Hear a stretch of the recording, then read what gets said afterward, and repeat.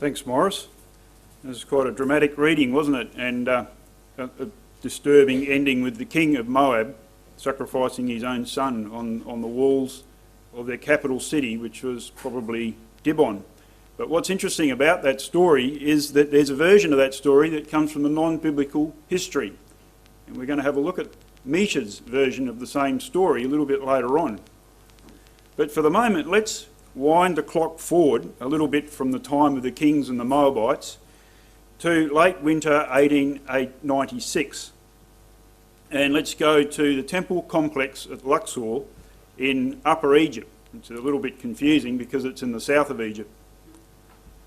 And we've got a famous English archaeologist, Flinders Petrie, perhaps the father of modern archaeology, a man that was known for carefully documenting his finds.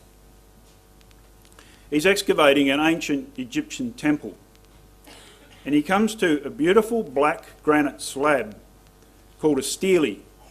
It's about 3 metres high, so pretty tall, highly polished on one side and a bit rough on the other. The highly polished side is about King, I won't even bother trying to pronounce his name, but it's actually the polished side of the stele is turned towards the wall by his son, who has written his description of his exploits on the back. This is what sons did to their fathers back in those days. It's covered with hieroglyphs, which are ancient Egyptian writing. And Wilhelm Spiegelberg, a German expert in these things, steps over to translate for Petrie what these hieroglyphs actually mean. He discovers it is a boastful record of Pharaoh Mereneptah, listing all the people that he's conquered. And he reads through the list and he gets near the bottom of the list and he comes to this very strange name, Isiria. Anybody like to guess what that is? Exactly. Petrie leapt to the solution of what it was while Wilhelm was trying to puzzle out what it might mean.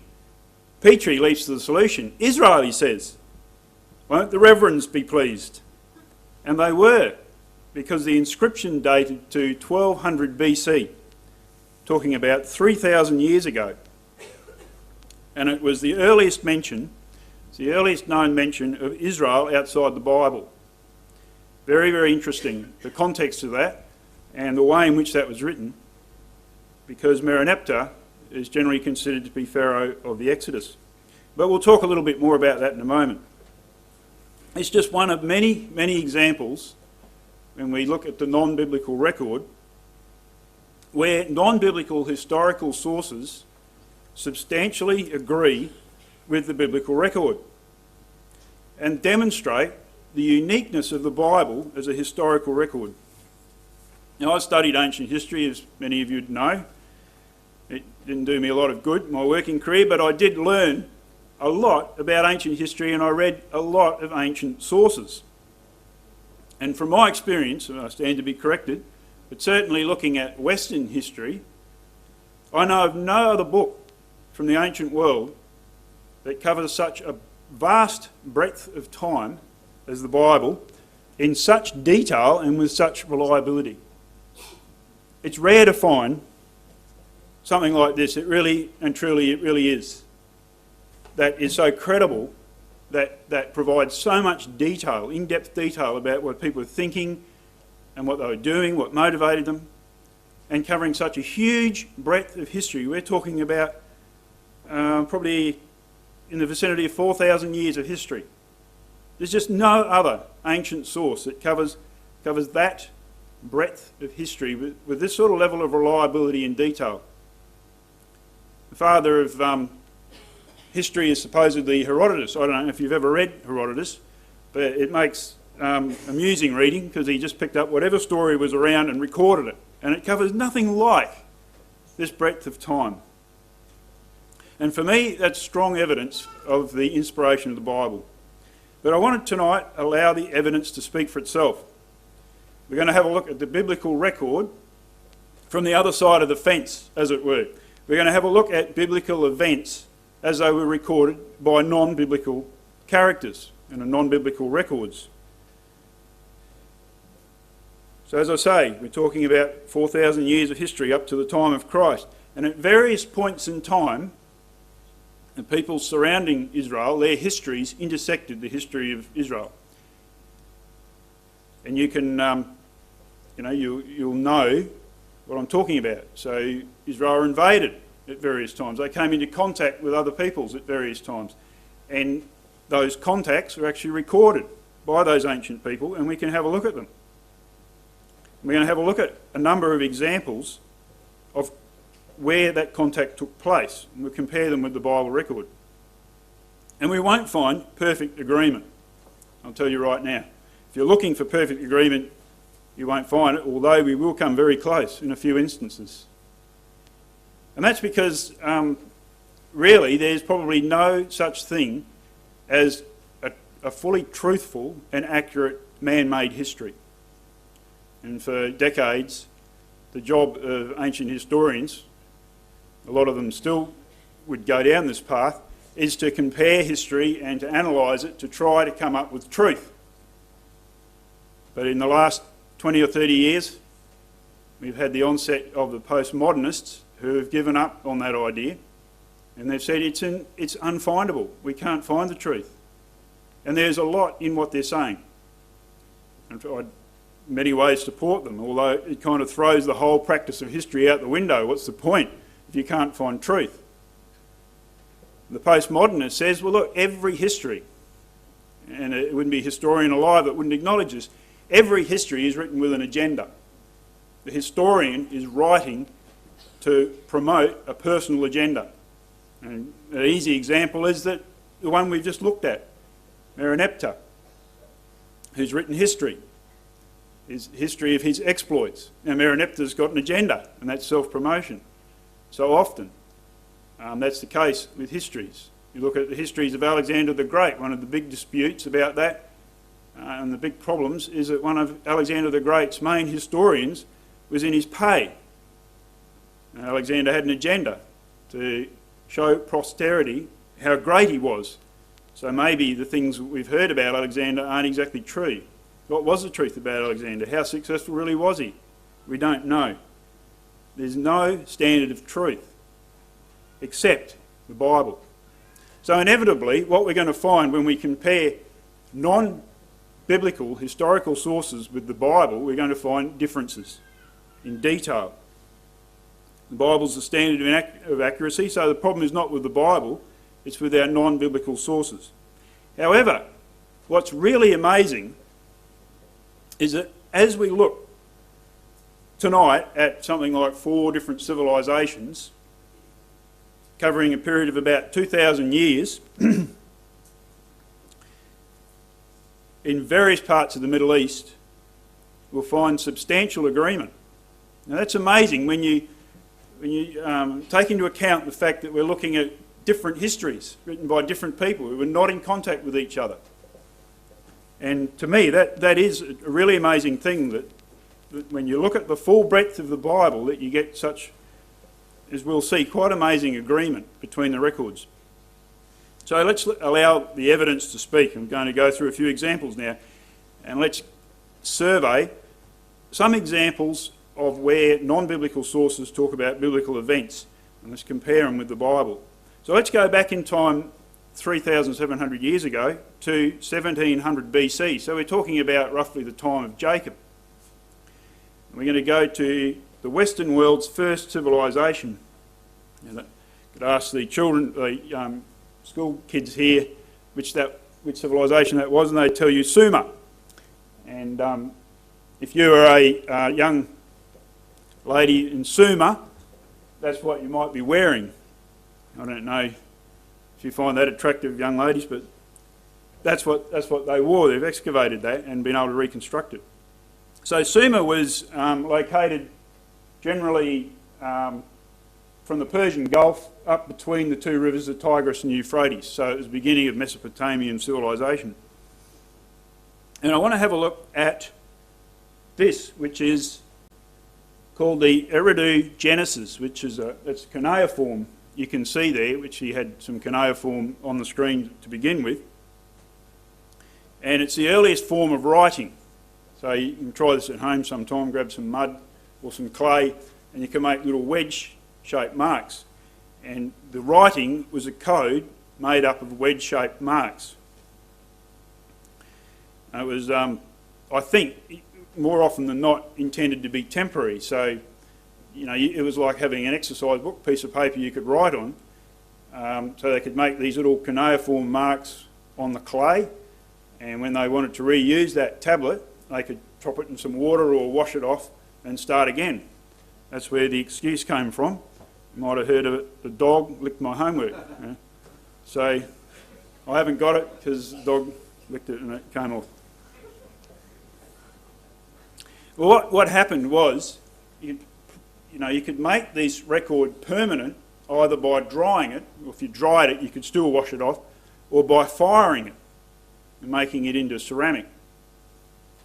Now you could do that deliberately, you could fire that deliberately, or sometimes what happened, and this is how come we've got so many cuneiform tablets, we'll talk a bit more about them later. So tablet, I don't mean like Aspros or Panadol, I mean a little piece of clay, often only very small, sometimes quite big. The reason why we've got so many of them is that they were stored in libraries, and then when the city burnt down, of course all the cuneiform tablets were fired and became hard and permanent. So we've got a huge number of cuneiform tablets in various collections and museums and private collections all over the world. So this particular one was found at the Sumerian city of Nippur. I'm not sure why it's called the Exhortation, because it was found in Nippur, which was a major city in Sumer, and it's found now in the Pennsylvania University. It was found by the Pennsylvania University, and it's located in the Penn Museum. And it's famous for this reason: it contains an early account of the flood. So there it is. Let's just read that out. This is what it says. So it actually goes through a whole Genesis story, a whole creation story. And then it says this: a flood will sweep over the temples to destroy the seed of mankind. It is the decision, the word of the gods, by the word commanded by Anu and Enlil, the two gods. Its kingship, its rule will be put to an end. It's about 40 lines missing. All the windstorms, exceedingly powerful, attacked as one. At the same time, the flood sweeps over the temples. After, for 7 days, the flood had swept over the land, and the huge boat had been tossed about by the windstorms on the great waters. Utu came forth, who sheds light on heaven and earth. King Zeusundra opened a window of the huge boat. Now that's pretty interesting, really, isn't it? I mean, it sounds a bit disjointed because you can see the tablet's got cracks in it and breaks and all sorts of things. So that's the reason why the text is disjointed. But if you're familiar with the story of the flood, and many of you I know are, you'll recognise a lot of similarities there between that story and the flood story. Let's just have a look at a few. So obviously the flood sweeps over the temples, says the tablet. The idea is to destroy the seed of mankind, and it's by the command of the gods. We know from Genesis 6 that it was God's decision to destroy man, whom he had created from the face of the earth by the flood.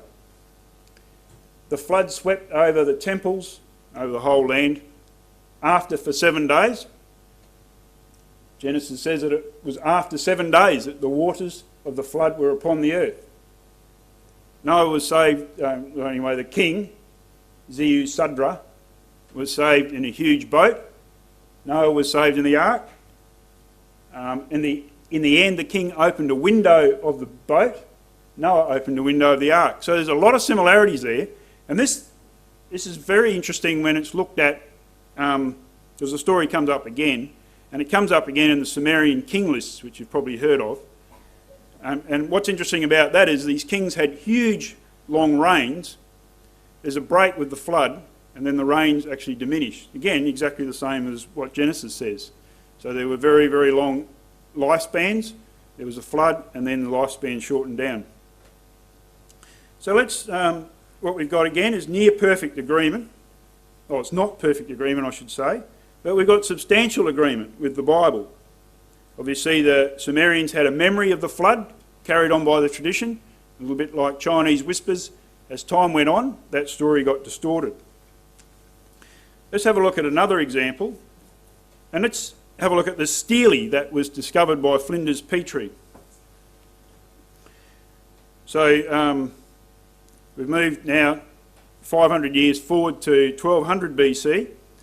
We've moved in the biblical record from Genesis right through now to roughly the time of Exodus.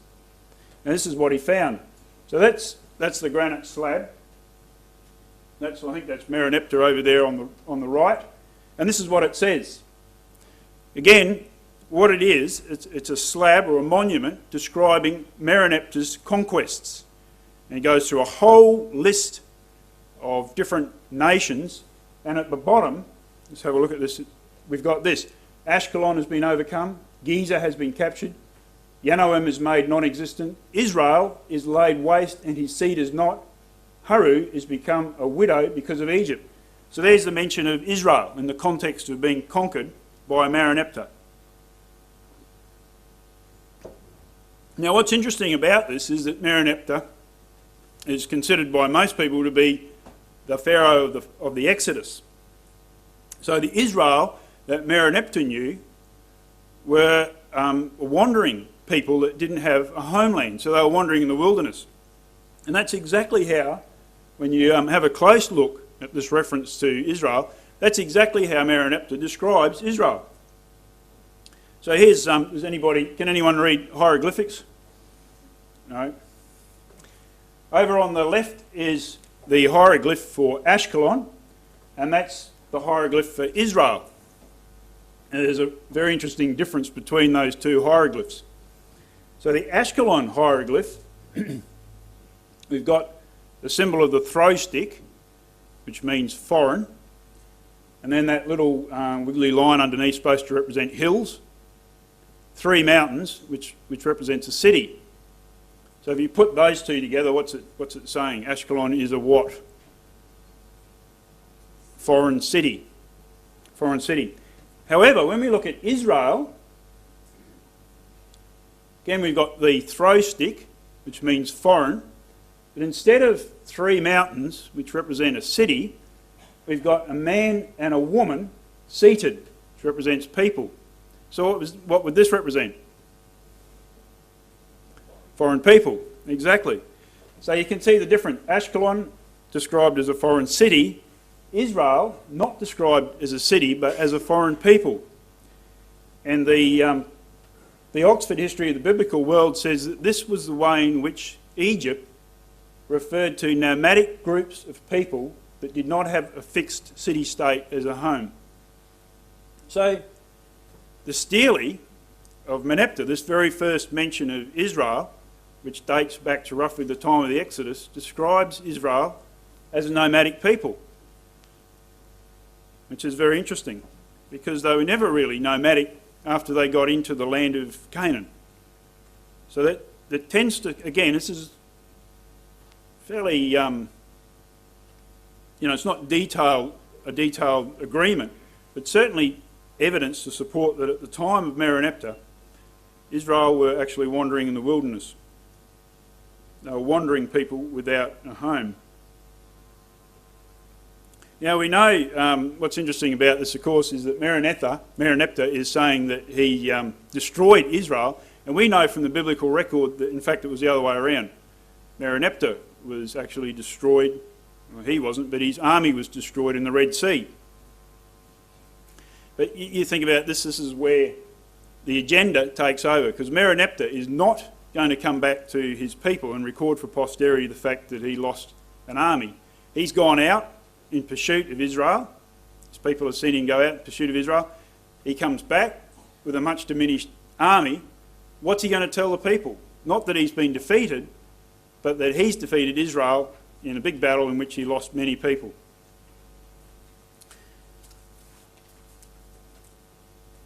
So let's take a look at another example, This is what's called the Moabite stone. We're moving forward now about 400 years to 840 BC. We're moving to a place called Dibon, which is the capital of ancient Moab. You can see it's over here, just to the east of the Dead Sea. You can see a pretty bad black and white photograph of the ruins of Dibon there in the middle. Fairly colourful story about how this was found. It was found in 1868 by an Anglican missionary. It was the first and last European to see it in one piece, because the Europeans started bidding for it. The Turks, who had control over the territory, tried to obtain the stone from the local Bedouins, and I suppose Bedouins thought it was going to be worth more in many little pieces than in one big piece, so they stuck it on a bonfire, heated it up, threw cold water on it and broke it into bits with boulders. It's the Bedouins for you. But fortunately, copies had been taken of the stele before they actually did this, and so the stele could be reconstructed. They got most of the parts, put it back together again, and they were able to reconstruct it. And it's now in the Louvre in Paris. But what's interesting about it is that it records the exploits of Mesha, king of Moab, that we read about tonight in 2 Kings chapter 3. So let's just refresh our memories by having a look at 2 Kings chapter 3 verses 4 to 5.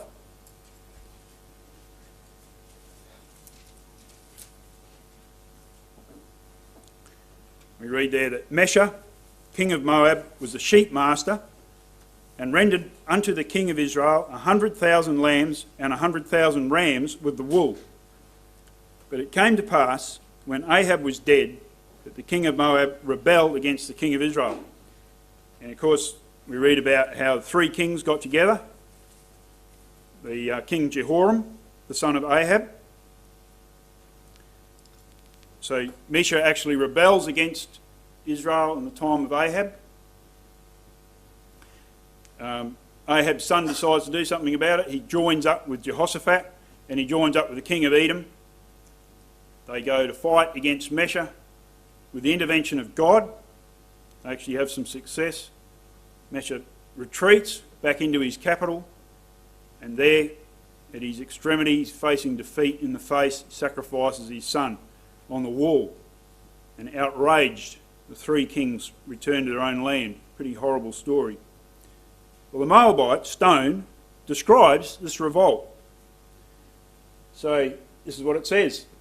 I am Mesha, son of Chemosh, the king of Moab, the Dibonite, and I made this high place for Chemosh. Chemosh is the god of the Moabites. As for Omri, the king of Israel, and who was Omri? Father of Ahab. As for Omri, the king of Israel, and he humbled Moab for many years, for Chemosh was angry with his land, and his son reigned in his place, that would be Ahab. And he also said, I will oppress Moab, but I triumphed over him, and Israel has perished. He goes on and on with many, many lines of boasting. I can't fit on the screen and it would bore you. Then another interesting statement. And the house of David dwelt in Haranan. Chemosh said to me, go down and fight against Haranan. I went down and Chemosh restored it in my days. So again, very interesting, because it supports the Bible. Firstly, it's evidence of the existence of Moab, and there wasn't a lot of evidence for the existence of Moab outside the Bible until this was found. It confirms that Mesha, King Mesha, was a historical figure. He was the king of Moab. It mentions Omri, so it demonstrates Omri was actually a historical figure. He wasn't just a figure of myth. It tells us that Mesha revolted in about the time of Ahab, so it proves that was a historical event. And also, interestingly, it is one of the only two references to the house of David outside the Bible, which demonstrates for us that David and the house of David were actually historical entities. Again, they weren't just Jewish myth, which many people thought, because there isn't a lot of archaeological evidence for the reign of David. And it adds a little bit of extra information that Mesha was put under tribute probably by Omri, who was Ahab's father. So we've got broad agreement, but it's not perfect in every detail. So Mesha says absolutely nothing about being defeated by the Jews. He says nothing about sacrificing his son, but would we expect him to? You know, what does Mesha want to leave to posterity? Good news. He doesn't want to leave a bad news story. And he's not alone in that. Plenty of other historians have done the same thing. But what it does tell us is that he puts a lot of store in what Chemosh thinks of Moab. So the reason why Mesha had his setbacks was because Chemosh was angry. So that explains for us why when he finds himself in a position where he's under siege and about to lose the city, he sacrifices his son to Chemosh to try and appease Chemosh. So it really tells us quite a lot, doesn't it? And it's a story from the other side of the fence that corroborates or supports part of the Bible. So let's move forward again, a couple of hundred years, to about 600 to 500 BC. Now I'm deliberately picking examples that will take us step by step through the Bible and give us independent corroboration or support for the biblical record. We're going to move forward now to the Assyrian and Babylonian empires, to Mesopotamia, where we were before with the Sumerians, but more precisely to the archives of the British Museum. You might think they're dark places. You know, you need a torch and you need a duster to dust off all the cobwebs and everything. Not like that at all. It would be a pristine, temperature-controlled environment with all these cuneiform tablets and cylinders and things. Here's a few of them. You can see they come in a wide variety of shapes. We've got prisms, cylinders, little disc-shaped things. They'll all be away in these little drawers on mylar or something. So that's where we want to go. The British Museum has 130,000 cuneiform tablets, which is only a small proportion of the number in the world, believed to be up to 2 million cuneiform tablets. So we're actually looking at a vast historical resource. Many opportunities to find independent support for the Bible. And as these things are being translated, they're finding it. So, you know, there's commercial records, there's receipts for beer. They had beer in Mesopotamia, and bread. There's school practice tablets. That's what this one is here. That hasn't been licked by a dog. You can see it's still there. But the kids would practice their cuneiform on a little bit of clay like that, and wipe it off and start again. That one must have got burnt and hardened, and that's how come we've still got it. So abundant as well as historical records, some of them very, very boring. You know, for the most boring history you'll ever read. So, you know, in the year 2000 BC, King so-and-so came to the throne and killed someone else and then had a battle and then someone else came on, like that. But very good because it corroborates the Bible. Now, one of the most famous you can probably recognise. Anyone recognise a famous one? The Taylor, yep, Sennacherib's prison, the Taylor prison over here. That one, which will be in your handout, which I hope you've all got. I'm not going to talk about it. I think Uncle Dave Saul will talk about that later on. That's a record, again, a very boastful record of a king. They did this a lot, the kings. A boastful record of Sennacherib's siege of Jerusalem. There's a host of other tablets, prisms, cylinders and so on. Many of them obtained from antiquities dealers, so the museum doesn't even know where they come from half the time. They're just bought from a dealer in the Middle East. And we're just going to have a look at two examples. One relating to the death of Sennacherib. Now, how did Sennacherib die? Can anybody tell me? Sorry? he was killed by his two sons. Exactly. Sennacherib was killed by his two sons. Let's just have a look at the record. 2 Kings chapter 19.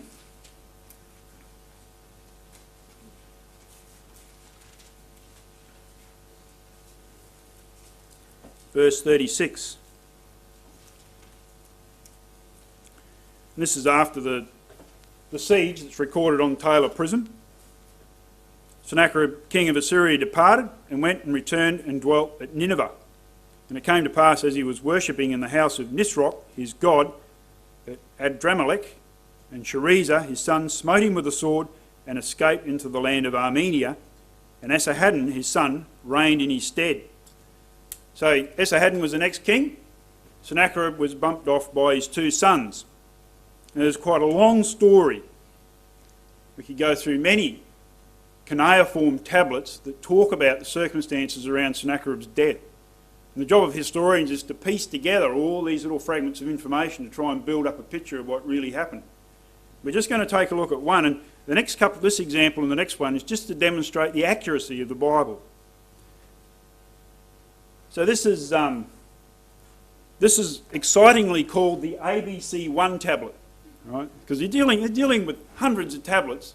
They don't even know where they come from, so they just label them with names like that. There's ABC5, surprise, surprise, and probably 2 and 3 and 4. But ABC1 says this: on the 20th day of the month Tebu, Sennacherib, king of Assyria, was killed by his son in a rebellion. For 24 years Sennacherib ruled Assyria. On the 18th day of the month Adaru, Esarhaddon, his son, ascended to the throne in Assyria. So again, just a small little point, but a corroboration of a little detail in the Bible. How did Sennacherib die? There we've got a little corroboration of what it was. Again, the detail doesn't agree exactly, because this one says one son killed him, and the Bible says two sons killed him. The Bible's right, this one is not exactly right. Or perhaps one son actually stabbed him, and the other son was standing by or held onto him, who knows. Now another example, just to demonstrate the accuracy, because there's just so much historical evidence about the Mesopotamians that what we're actually looking at here is accuracy. So who was the last king of Babylon? Oops. Who was the last king of Babylon? Well, might as well just say now, mightn't I? It was Belshazzar, and we know that from Daniel chapter 5, verse 30. Now, historians are a little bit like scientists, right? They think they're very clever, they do a lot of study, and they compare text with text and write very long articles in university journals, and they say this is fact, you know. What we've written and what we've studied, this is the latest scholarly research. So, after all their research, they said this is wrong. Right? Belshazzar wasn't the last king of the Babylonians. The last king of the Babylonians was a chappie called Nabonidus. He was the last king. Because we've done all this research, we can find no reference to Belshazzar. Nabonidus is the last king. So,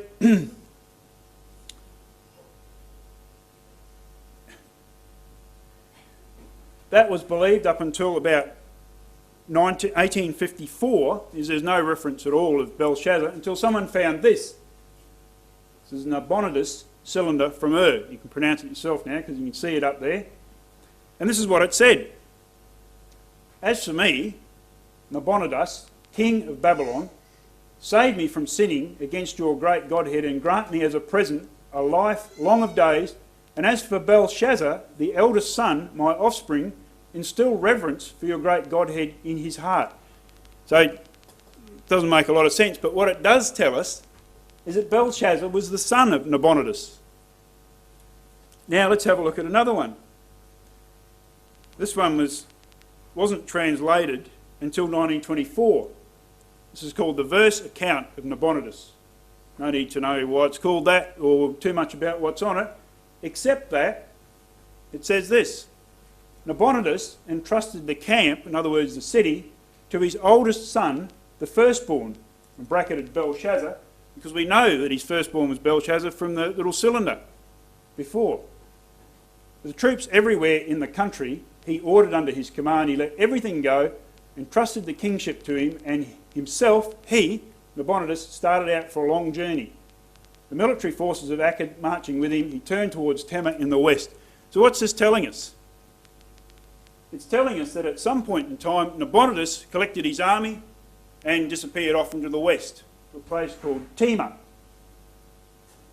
And he left in charge Belshazzar. So in 1924, when they translated this, after for many years maintaining that Daniel was wrong, scholars had to actually do a backflip and say, well, actually, we had it wrong. And I bet you the evolutionists might say the same thing if we're around for another couple of hundred years. So maybe their scholarship wasn't as good as what they thought it was. Clearly it wasn't, because as more evidence came to light and they got a fuller picture, they realised Belshazzar actually was the last king of Babylon. Okay, now let's move to the New Testament. So we've taken a few snapshots, very, very early ones, about the flood, the kings. We now looked at Mesopotamia, Babylon.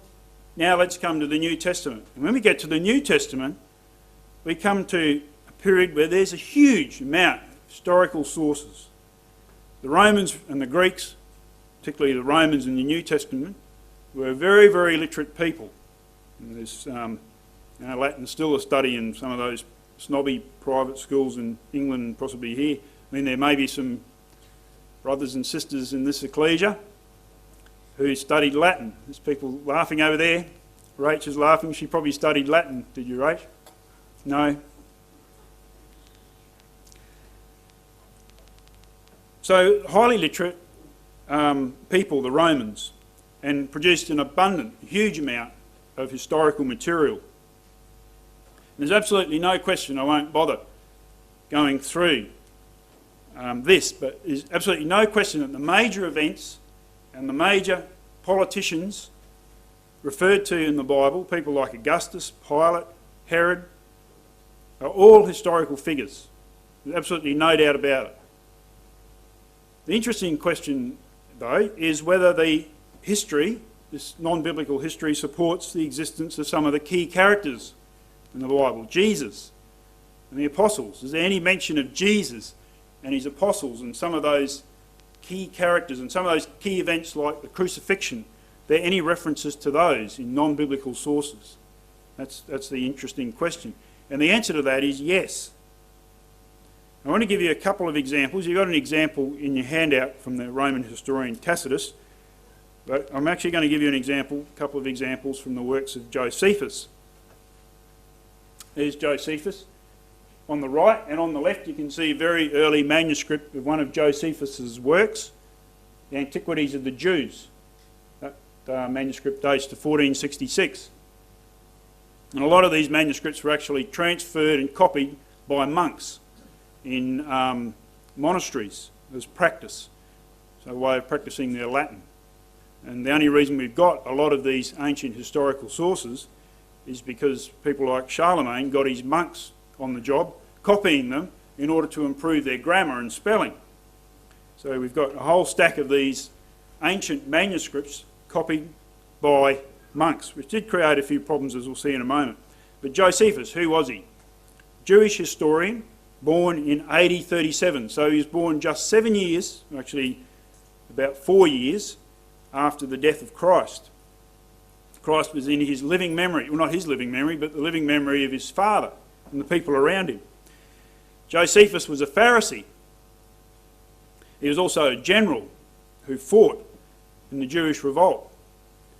He was a bit of a slippery, slimy sort of a character, because when the battle went against them, the guys he was with formed a suicide pact. They were going to do a masada, stab each other, and Josephus managed to weasel his way out of that, ended up being the only one left alive. I suppose he was the last one with the sword and he was supposed to fall on it, and he said, well, no one's going to know if I don't. He'd always sympathised somewhat with the Romans, so being the sort of slippery, slimy character he was, he made friends with the general Titus, who was a general in charge of the Roman army fighting against Jerusalem. And Titus later became the emperor. So that was a pretty good move on the part of Josephus. He got pensioned off to Rome in AD 70 and was given a villa to live in. So he did very well for himself. Managed to change sides and end up being given a villa in Rome. What more could you want? Where he retired to a life of writing. Wrote 2 major histories, The Jewish Wars, which was published in about 75 AD, and Antiquities of the Jews, 93 AD. Now, how interesting is that? These histories are written when apostles are still alive. Right? This is the very early days of Christianity. Josephus lived in the milieu, the times and the place of the apostles when the apostles were going forth preaching. He was a boy, child, and certainly he would have known a lot of the events going on. So what does he say about these events? I'll give you 3 examples from his Antiquities that refers to Jesus and John the Baptist and James, the brother of John. Now, the most famous of these is, can anyone read what that title is? Testimonium Flavianum. It just means the testimony of Josephus. So I'll read it out for you. About this time there lived Jesus, a wise man, if indeed one ought to call him a man. He was one who wrought surprising feats and was a teacher of such people who accept the truth gladly. He won over many Jews and many of the Greeks. He was the Messiah. When Pilate, upon hearing him accused by men of the highest standing amongst us, had condemned him to be crucified, those who had in the first place come to love him did not give up their affection for him. On the 3rd day he appeared to them, restored to life, for the prophets of God had prophesied these and countless other marvellous things about him. And the tribe of the Christians, so called after him, has still to this day not disappeared. So that's pretty amazing, isn't it? In fact, you might say a little too good to be true, and you'd be right. As you can imagine, there's been a mountain of scholarship about that text, and a good deal of dispute. There's people that say the entire thing was added in by priests, who, as I said before, that's how we got these things, because they were copied by priests, and the priests thought, oh, here's a good opportunity, I'll write in a bit of extra. And there are scholars who actually believe the whole thing's authentic. But probably the majority say that the core of that statement is authentic and there have been little bits added in. Would you like to guess which little bits have been added in? What about the bit that says he was the Messiah? Now, Josephus was a Pharisee. Do you really think he'd say Christ, Jesus was the Messiah? I think not. So let's just delete the sections that most scholars believe have been interpolated or added.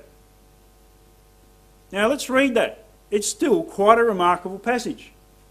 About this time there lived Jesus, a wise man, for he was one who wrought surprising feats. So it was well known that Christ had done amazing things like miracles. He was a teacher of such people who accept the truth gladly. He won over many Jews and many of the Greeks. When Pilate, upon hearing him accused by men of the highest standing amongst us, had condemned him to be crucified, and we have independent verification, Jesus lived, he did amazing things, he was crucified. Those who had in the first place come to love him did not give up their affection for him, and the tribe of Christians so called after him has still to this day not disappeared. So that's after the critics have had a go at it. That's still a pretty amazing testimony to the existence of Christ, I think. Now I want to have a look at a couple of others in the time that we've got left that most critics say are authentic. So even the critics say these are authentic. So let's just take a look at this. So, as I say, unlike the previous one, most people say this is authentic. Josephus says, Ananus, the high priest, convened the judges of the Sanhedrin, brought before them a man named James, the brother of Jesus. We know this James, he wrote the Epistle of James, who was called the Christ. So verification that many people believe Jesus to be Christ, and certain others. He accused them of having transgressed the law and delivered them up to be stoned. Now many of you will be thinking about the Acts record where James was killed by Herod. This is not referring to that. It's referring to a later event. This is talking about the writer of the Epistle of James, who was the brother of Christ. And what it does tell us is that James, this is how James met his end. He was accused, brought before the Sanhedrin and stoned to death. So, very interesting. Interesting because virtually all the scholars believe that this section of Josephus is authentic, wasn't added in. Finally, our last reference tonight, Josephus refers to the death of John the Baptist. Again, most scholars believe this is correct. This is authentic and not being added in. This is even critical scholars, ones that don't believe the Bible and who would love to say this is proven to be incorrect. But to some of the Jews, the destruction of Herod's army, because Herod Antipas went to war against Petra and was defeated, to some of the Jews, the destruction of Herod's army seemed to be divine vengeance, and certainly a just vengeance, for his treatment of John, surnamed the Baptist.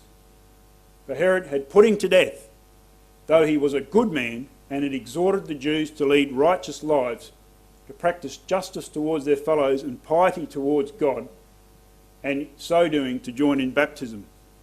He goes on in more detail than that. You can have a read of that yourself sometime if you've got that version of Josephus that many of us have got. What does that prove for us? John the Baptist lived. He was a historical figure. He baptised people and he taught them to repent of their ways.